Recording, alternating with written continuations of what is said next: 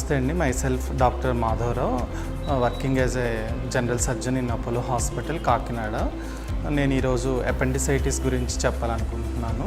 Appendix అనేది మామూలుగా చిన్న ప్రేగు పెద్ద ప్రేగు కలిసే ప్లేస్లో ఉండే ఒక చిన్న తిత్తి లాంటి భాగము. ఇది దీనిలో వచ్చే ఇన్ఫెక్షన్ని అపెండిసైటిస్ అంటారనమాట. అపెండిక్స్ అనేది ఒక ఇంతకు ముందు రోజుల్లో దాని పని తీరు ఏమీ ఉండేది కాదు, అందుకని దీన్ని అవశేష అవయవంగా భావించేవాళ్ళు.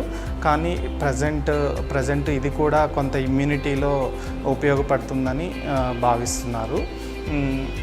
అపెండిసైటిస్ మామూలుగా చిన్నపిల్లలు అండ్ టీనేజ్ గ్రూప్లో ఎక్కువగా ఉంటుంది. నెక్స్ట్ అపెండిసైటిస్ అనేది కొంచెం మేల్స్లో కొంచెం ఎక్కువగా వస్తుంది కంపారిటివ్ టు ఫీమేల్స్. దాంతోపాటు అపెండిక్స్ అనేది కాన్స్టిపేషన్ అంటే మలబద్ధకం సమస్య ఎక్కువగా ఉండే వాళ్ళలో ఎక్కువగా వస్తుంది. వెజిటేరియన్ డైట్ అంటే హై ఫైబర్ డైట్ తీసుకునే వాళ్ళలో అపెండిసైటిస్ అనేది అంత కామన్ కాదు. వెస్టర్నైజ్డ్ డైట్ తీసుకునే వాళ్ళలో అపెండిసైటిస్ అనేది ఎక్కువగా వస్తుంది. అపెండిసైటిస్ అనేది రెండు రకాలుగా రావచ్చు. either obstructive appendicitis or infective appendicitis. Obstructive appendicitis అంటే అపెండిక్స్ యొక్క లూమెన్ అనేది చిన్న నారోగా ఉంటుంది. ఆ లూమెన్ అనేది ఫీకోలిత్ అంటే స్టూల్ అనేది స్టోన్ లాగా ఫామ్ అయ్యి అక్కడ లూమెన్ దగ్గర అడ్డుపట్టడం వల్ల కానీ, లేదా ఫారిన్ బాడీస్ వల్ల కానీ, లేదా గ్యాస్ట్రోఇంటెస్టైనల్ ట్రాక్ట్లో వామ్స్ వల్ల కానీ అక్కడ లూమెన్ని బ్లాక్ చేసిన, లేదా బినైన్ అండ్ మ్యాలిగ్నెంట్ ట్యూమర్స్ అనేది లూమెన్ని బ్లాక్ చేసినా కూడా లూమెన్ బ్లాక్ అయిపోవటం వల్ల అపెండిక్స్ నుంచి వచ్చే సెక్రీషన్స్ అన్నీ అక్కడే ఉండిపోయి దానిలో ప్రెషర్ బిల్డప్ అయ్యి దానిలో బ్యాక్టీరియల్ గ్రోత్ ఎక్కువైపోయి అపెండిసైటిస్ రావచ్చు.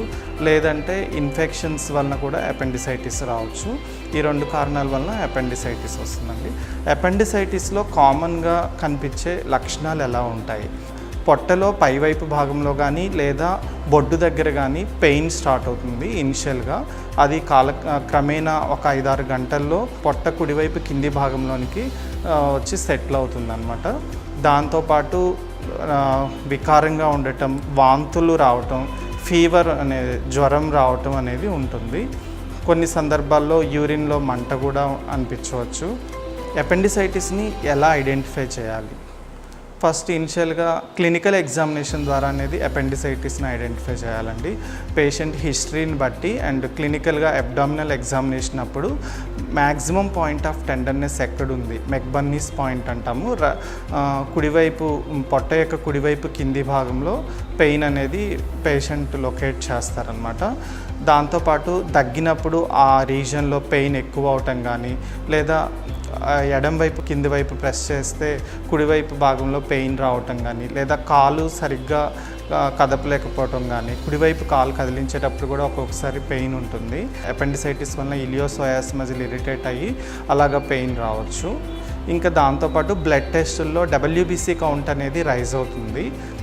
ఇమేజింగ్ ఇన్వెస్టిగేషన్స్ ఎలాగ ఇనిషియల్గా అల్ట్రాసౌండ్ అబ్డామిన్ ద్వారా ఐడెంటిఫై చేస్తాం. ఒకవేళ అల్ట్రాసౌండ్ అబ్డామిన్లో అపెండిసైటిస్ అని నిర్ధారణ అయితే ఓకే. ఒకవేళ నిర్ధారణ ఉన్నప్పుడు ఇంకా డౌట్ ఉందంటే CT స్కాన్ చేయించాల్సి ఉంటుంది. CT స్కాన్లో మనకి కరెక్ట్గా చాలా వరకు తెలిసిపోతుంది.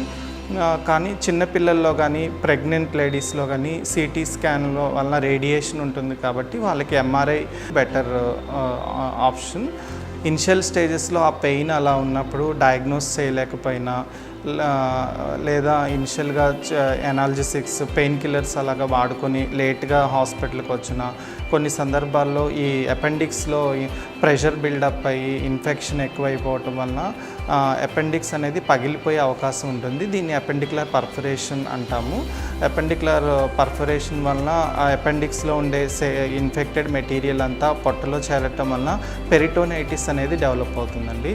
పెరిటోనైటిస్ అనేది ఐదర్ లోకలైజ్డ్ పెరిటోనైటిస్ ఓన్లీ ఆ భాగం వరకే పరిమితం అవటం, లేదా జనరలైజ్డ్ పెరిటోనైటిస్ అంటే పొట్ట మొత్తం ఇన్ఫెక్షన్ అనేది వ్యాపించడం జరగవచ్చు. ఇలా జనరలైజ్డ్ పెరిటోనైటిస్, లోకలైజ్డ్ పెరిటోనైటిస్ అనేది ఇది కాంప్లికేటెడ్ అపెండిసైటిస్ అంటాము.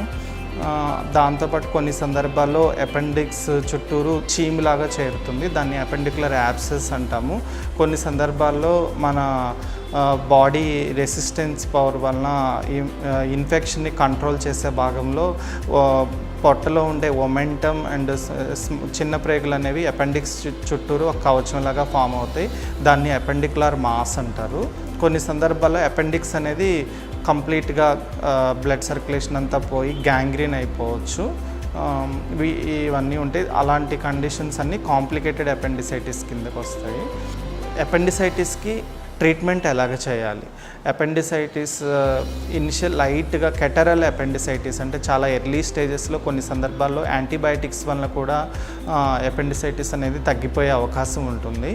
కానీ పెయిన్ బాగా సివియర్గా ఉన్న ఈ కాంప్లికేషన్స్ ఉన్న ఇమీడియట్గా మనం అపెండిసెక్టమీ చేయాలి. అపెండిసెక్టమీ అనేది 2 రకాలు, లాప్రోస్కోపిక్ మెథడ్ ద్వారా కానీ ఓపెన్ మెథడ్ ద్వారా కానీ చేయొచ్చు. చాలా వరకు కాంప్లికేటెడ్ అపెండిసైటిస్ అయినా సింపుల్ అపెండిసైటిస్ అయినా మనం లాప్రోస్కోపీ విధానంలోనే సర్జరీ చేయవచ్చు. కొన్ని కాంప్లికేషన్స్ ఉన్నప్పుడు కొన్ని సందర్భాల్లో ఓపెన్ చేయాల్సి వస్తుంది.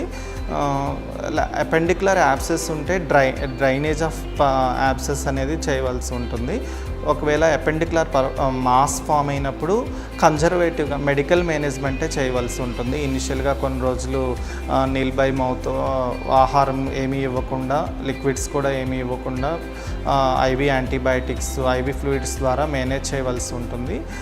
తర్వాత ఒక 6 to 8 weeks తర్వాత అవసరమైతే ఇంటర్వెల్ అపెండిసెక్టమీ చేయవలసి ఉంటుంది. పోస్ట్ ఆపరేటివ్గా కొన్ని సందర్భాల్లో కాంప్లికేషన్స్ ఉండొచ్చు. ఒకవేళ కాంప్లికేటెడ్ అపెండిసైటిస్లో వూండ్ ఇన్ఫెక్షన్ అనేది ఎక్కువ ఉంటుంది. కొన్ని సందర్భాల్లో అపెండిసెక్టమీ చేసిన దగ్గర మనం వేసిన కుట్లు అనేవి ఊడిపోవటం వలన, సరిగ్గా అతుక్కోపోవటం వలన ఫీకల్ ఫిస్టులా అనేది డెవలప్ అయ్యే అవకాశం ఉంటుంది. దానివల్ల అది చాలా సివియర్ కాంప్లికేషను. అవి చాలా వెరీ రేర్గా ఉంటాయి. చాలా రేర్గా స్టంప్ అపెండిసైటిస్ కూడా రావచ్చు. అంటే అపెండిక్స్ తీసివేసిన తర్వాత మిగిలిన భాగంలో కూడా ఇన్ఫెక్షన్ వచ్చే అవకాశం ఉంటుంది. ప్రజెంట్ అపెండిసైటిస్ అనేది మనం పై లక్షణాలను బట్టి చాలా ఈజీగానే ఐడెంటిఫై చేయొచ్చు. అవసరమైతే ఇమేజింగ్ ఇన్వెస్టిగేషన్స్ ద్వారా కూడా మనం త్వరగా వ్యాధి నిర్ధారణ చేసుకొని కరెక్ట్గా ట్రీట్మెంట్ తీసుకుంటే అది అపెండిసైటిస్ అనేది చాలా పెద్ద ప్రాబ్లం కాదు.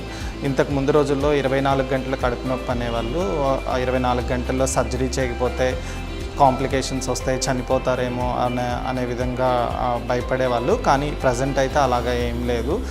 ఉన్న యాంటీబయాటిక్స్ వలన, ఇన్వెస్టిగేషన్స్ వలన కానీ మనం ఈజీగా వ్యాధి నిర్ధారణ చేయొచ్చు. అండ్ త్వరగా ట్రీట్మెంట్ తీసుకుంటే ఎటువంటి ఇబ్బందులు ఉండవు. Thank you.